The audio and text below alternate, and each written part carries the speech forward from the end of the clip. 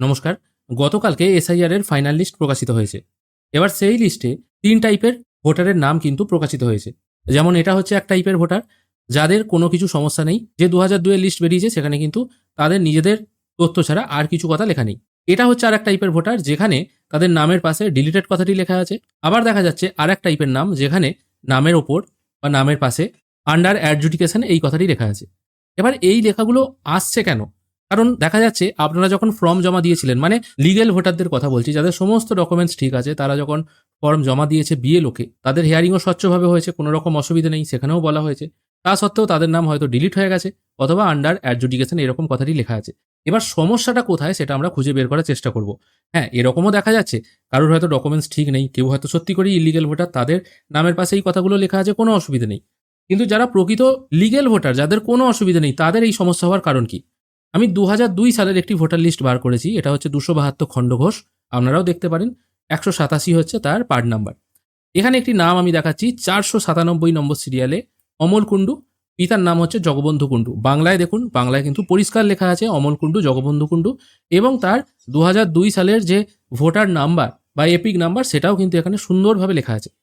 এবার এখানে মজা দেখুন, এই অমল কুণ্ডুর যিনি সন্তান আছেন বা অমল কুণ্ডুর যিনি নাতি আছেন, তিনি যখন এসআইআর এর ফর্ম ফিল আপ করছেন এই অমল কুণ্ডুকে দিয়ে, মানে যিনি ভোটার আছেন আর কি, তার কাছে যখন ফর্ম এসেছিল তিনি তখন ফর্মে এই অমল কুণ্ডুকে দিয়ে তার লিঙ্ক করিয়েছিলেন বা তার ম্যাপিং করিয়ে বিএলওকে জমা দিয়ে দিয়েছিলেন। এবার বিএলও যখন সেই নামটা এন্ট্রি করছে তখন হচ্ছে সমস্যা। এবার বিএলও অ্যাপ থেকে তো আমি আর দেখাতে পাচ্ছি না, সেই জন্য নতুন ভোটার কার্ড এন্ট্রি করার সময় আপনাদের ২০০২ এর লিস্টের সঙ্গে ম্যাপিং করাতে হচ্ছে। এই নিয়মটা নতুন চালু হয়েছে, আগে কিন্তু থাকেনি। এবার যেটা আমি একটু আগে দেখালাম সেটা আমি এখানে পুট করার চেষ্টা করছি। আমি এখান থেকে স্টেট চুজ করে নিচ্ছি ওয়েস্ট বেঙ্গল। বিধানসভা এখান থেকে আমি চুজ করে নিচ্ছি ২৭২। পার্ট নাম্বার চুজ করে নিচ্ছি ১৮৭, এটাই ছিল। আর পার্ট সিরিয়াল নাম্বার ছিল ৪৯৭, এটা আমি এখানে পুট করে দিচ্ছি। তারপর আমি রিলেশনটা যা ইচ্ছে সার্চ করে নিয়ে সার্চ করছি। এবার এখানে মজাটা দেখুন, কি নাম ছিল? অমল কুণ্ডু। এসে গেছে কি? অমল কুপ্তু। বাবার নাম ছিল জগবন্ধু কুণ্ডু। কি নাম এসছে? জগবন্ধু কৃন্তা। এবার এই দোষটা বা এই প্রবলেমটা কার? এর জন্য কি সাধারণ মানুষ দায়ী? এর জন্য একটা মানুষকে যে হিয়ারিং এর নোটিশ আসছে তাকে হয়তো যেতে হচ্ছে, সবকিছু এখানে ইংরাজিতেই আপনাকে খুঁজে নিতে হচ্ছে বা ইংরাজির সঙ্গে ম্যাচিং করানো হচ্ছে। বাংলায় তো ভুল নেই।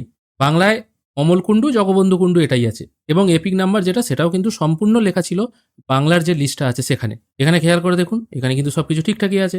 এখানে ভোটার নাম্বার সম্পূর্ণ লেখা আছে, নামের স্পেলিং, পিতার নামের স্পেলিং সবকিছু ঠিকঠাক লেখা আছে। অথচ এখানে সবকিছু ডিটেল চেঞ্জ হয়ে যাচ্ছে, এই জন্য কিন্তু অনেক মানুষের নাম ডিলিট হয়ে গেছে। তো এটার জন্য একজন সাধারণ মানুষ তো দায়ী নয়। তাই এই সমস্ত জিনিস, মানে এই এসআইআর বা যাই বলুন, এটা এসবের জন্য কিন্তু আগে থেকে একটা প্রিপারেশন দরকার ছিল। কারণ ম্যাক্সিমাম ক্ষেত্রে দেখা যাচ্ছে গ্রামের দিকে মানুষ বেশিরভাগই অন্য কাউকে দিয়ে বা যারা ভালোভাবে লিখতে জানে এরকম মানুষকে দিয়ে ফর্ম ফিল আপ করিয়েছে। এবার যারা ফর্মগুলো ফিল আপ করিয়েছে টাকার বিনিময়েই হোক বা বিনা পয়সাতেই হোক, যদি সবকিছু ইংরেজিতেই আসতো তাহলে কিন্তু জিনিসগুলো বুঝতে সুবিধা হতো। এখানে অ্যাকচুয়ালি কি হচ্ছে, ২০০২ সালে সবকিছু বাংলায় ছিল। এবার এআই এর মাধ্যমেই বলুন বা মানুষের মাধ্যমেই বলুন, এগুলোকে কিন্তু ইংরেজিতে কনভার্ট করা হয়েছে। যার ফলে যখন বাংলা কিবোর্ডে যদি কোনো জিনিস বুঝতে না পারা যায়, অ্যান্ড্রয়েডের কথা বলছি, তখন কিন্তু এই টাইপের উল্টোপাল্টা জিনিস চলে আসে। আমরাও দেখেছি টাইপ করতে গিয়ে ভুল বানান চলে আসে, তখন আবার এগুলোকে আমাদের ম্যানুয়ালি সংশোধন করতে হয়। তো এই কারণের জন্য কিন্তু অনেকের হিয়ারিং এর সমস্যা হয়েছে বা এগুলোও দেখা যাচ্ছে। বা অনেকের দেখা যাচ্ছে কি, বাংলা লিস্টে ৪৯৭ নম্বর সিরিয়াল আছে, কিন্তু এখানে যখন পুট করা হচ্ছে তখন দেখাচ্ছে নো রেকর্ড ফাউন্ড। এরকমও প্রবলেম দেখাচ্ছে। তাহলে এক্ষেত্রে কি করবে একটা সাধারণ মানুষ, তাই না? তাছাড়া নামের মিসম্যাচের জন্য আরও তো সমস্যা রয়ে গেছে। যেমন কারুর নাম হয়তো মাঝখানে কুমার আছে, KUMAR, কোনো জায়গায় আছে হয়তো কেয়ার, তাকে হয়তো হিয়ারিং এ ডেকে পাঠানো হয়েছিল। বা নামের স্পেলিং এর গন্ডগোল, তার জন্য হয়তো কাউকে হিয়ারিং এ ডেকে পাঠানো হয়েছিল। অথবা কারুর দেখা যাচ্ছে ২০০২ সালে তার বাবার নাম ছিল, সে হয়তো খেয়াল করেনি, সে তার দাদুকে দিয়ে ম্যাপিং করিয়েছে। এবার হিয়ারিং এর সময় সে হয়তো জিনিসটা সংশোধন করেও এসছে, কিন্তু দেখা যাচ্ছে তার নামও হয়তো ডিলিট করে দেওয়া হয়েছে, যেহেতু হয়তো ফর্মে সেই সময় কাটাকুটির ব্যাপার ছিল। সবকিছু ঠিকঠাক থাকা সত্ত্বেও বহু মানুষের নামই কিন্তু ডিলিট হয়ে গেছে অথবা অবজেকশন মুডে চলে গেছে। এবার যাদের নাম ওইরকম অবজেকশন মুডে চলে গেছে, তাদের ভবিষ্যৎ কি? ডিলিট হয়ে গেছে, তার মানে তো তাদের সবকিছু গেছেই, তাদের আবার নতুন করে আবেদন করতে হবে।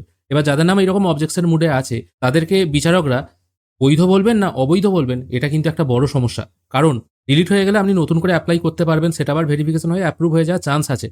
কিন্তু বিচারকদের কাছে কোন জিনিসটা ভুল বা কোন জিনিসটা ঠিক বা বৈধ না অবৈধ, এই ব্যাপারটা কিন্তু একটা মানুষকে ভোট হওয়ার আগে পর্যন্ত অস্বস্তিতে রাখবে। তাই এগুলোর জন্য আরও যদি প্রিপারেশন থাকতো সরকারের বা নির্বাচন কমিশনের, তাহলে কিন্তু ভালো হতো। এই ছোট্ট আপডেটটুকুই আপনাদের দেওয়ার ছিল। তাই যাদের এরকম সমস্যা হচ্ছে আপনারা অবশ্যই বিএলও যে কথা বলবে বা নেক্সট যে প্রসেস আছে ওই প্রসেসে যান। আর সবসময় চেষ্টা করবেন আপনাদের ভোটের কার্ডটা যেন জীবিত থাকে। ডিলিটেড মানে মারা গেছে, এই নতুন করে আবার 6 নম্বর ফর্ম ফিল আপ করতে হবে। 6 নম্বর ফর্ম কী করে ফিল আপ করতে হয় সেটাও আমি নেক্সট ভিডিওতে আলোচনা করে দেবো। আজকের ভিডিও এখানেই শেষ করছি। ভিডিও যদি ভালো লেগে থাকে অবশ্যই একটি লাইক করবেন। ভিডিও দেখার জন্য অসংখ্য ধন্যবাদ। ভালো থাকবেন।